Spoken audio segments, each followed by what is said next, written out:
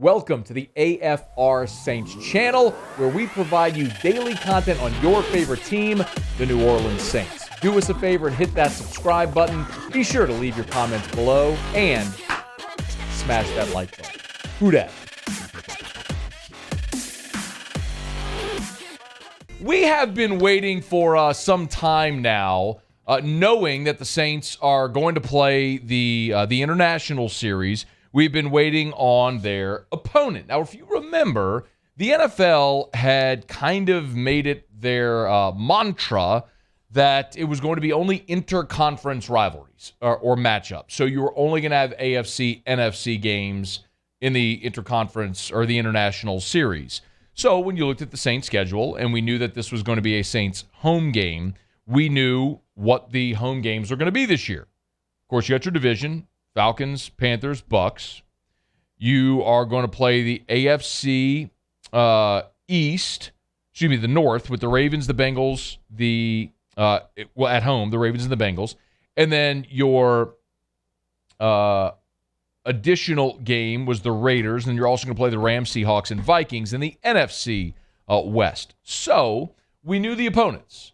And so you could look and you say, okay, well, it's either going to be the Bengals, the Raiders, or the Ravens, if they hold true to that model for a home game against an AFC team. And there were a lot of people here. Initially, we heard that it was going to be the Ravens, and then there were a lot of people here who were a little leery that it was going to be potentially the Bengals, as that started getting a little bit of scuttle. And a lot of people were disappointed at that because that meant Joe Burrow, in his return to the Superdome, would not be in the Superdome. It would be played instead at Tottenham's Hotspur Stadium. That is not the case. The NFL is breaking its own rule, apparently. The Saints are going to play the Vikings in London in Week 4. So that matchup is now set. That's going to be Sunday, October the 2nd at 8:30 a.m. Central Time. That'll be 2:30 in London, so an afternoon game in London means a morning game here, which means get your coffee and get up early and be ready to roll, because that's going to be a pretty early morning after what could be a late night for football fans if you are watching college football the night before. So a few things here with this matchup against the Vikings. There's some intrigue, I guess. By the way, LSU is at Auburn the night before, if you're local and you're wondering. At least LSU has a road game. They won't be at home, so many of us won't be worried about tailgating the day before and everything, all that's happening. But we don't know what the start time of LSU-Auburn will be. But if it's a 2:30 game, you get a little bit of a respite. If it ends up being a night game, well, then it's going to be a late night and an early morning. So there's a couple things here, and I think there's two ways to look at it. First of all, playing in London sucks. It sucks. It's especially when you have to give up a home game. If you're playing in London and you're the road team, okay, you're going to travel anyway. It's not good. There's the obvious concern about jet lag, traveling across the pond, all that sort of stuff. It's not ideal, but the NFL is trying to grow the game internationally, as evidenced by the fact that they keep adding more and more games to this international series. There are 5 international series games this year. There's going to be 3 in London. There's going to be 1 in Munich, Germany, and 1 in Mexico City. So the NFL is trying to grow its international footprint, and so they're going to bring their product elsewhere. And every team in the league at some point is going to have to be a part of this series, but it's not ideal for the fans, for the team, for anybody to go to a foreign land and play. If it's Canada, it's one thing. It's easy travel. But the travel to London is not easy. So it's not good. If you have to do it, you'd rather be the road team. The disappointing part is you give up a game in the Superdome. We've been talking about this for months, but I look at it like this. Would you rather have home field advantage for your tougher games, like Baltimore and Cincinnati?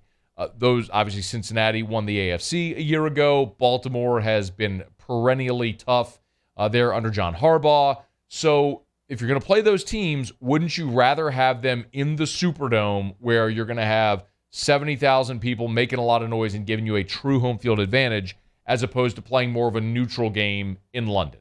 That's one way to look at it. So the fact that you draw the Vikings is a better option than that. Now, The other thing we talked about whenever it was reported that the Saints might be playing the Bengals in London, there were a lot of people here very upset because of the Joe Burrow factor. And you can extend that to Jamar Chase, et cetera, you understand. But my point was, if you're a Saints fan, I mean, all due respect, I love Joe Burrow. We all do, okay? But just look at it through a Saints lens. There's a lot of people in this state who cheer for the Bengals now because of Joe Burrow. And when the Bengals come to the Dome, you're going to have a lot of people wearing orange and black and yelling "Houday" and cheering for the Bengals and Joe Burrow and Jamar Chase. And that's going to hinder the Saints' home field advantage. I hope that doesn't happen. Love Joe Burrow. Hope they go 16-1. But I want them to lose in the Dome on whatever day they play here, whenever that's announced.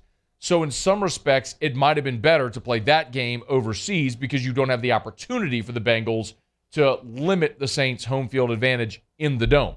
So different ways to look at it, but it's what it is. So the Saints will play Cincinnati and Baltimore and the Raiders in New Orleans, and they'll play the Vikings instead in London. The Vikings a year ago were 8-9.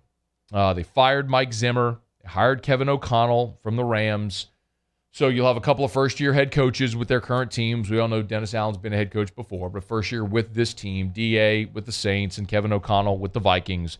I guess one thing that's worth asking is if you're looking at it from the Saints' perspective, might it be better to play them now as opposed to, or excuse me, in week 4 as opposed to later in the season?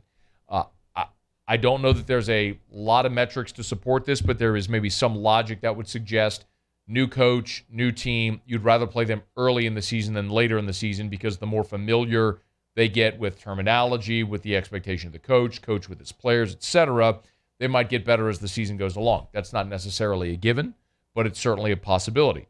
You could flip it and say the same thing to the Saints, but Dennis Allen's been here, and Pete Carmichael's been here. In many respects, the Saints' structure and organization, everything that's there, remains the same.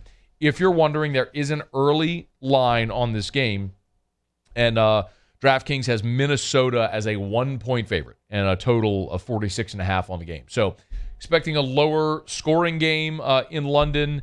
Maybe that's part of that's to account for the surroundings and going on the road and the travel.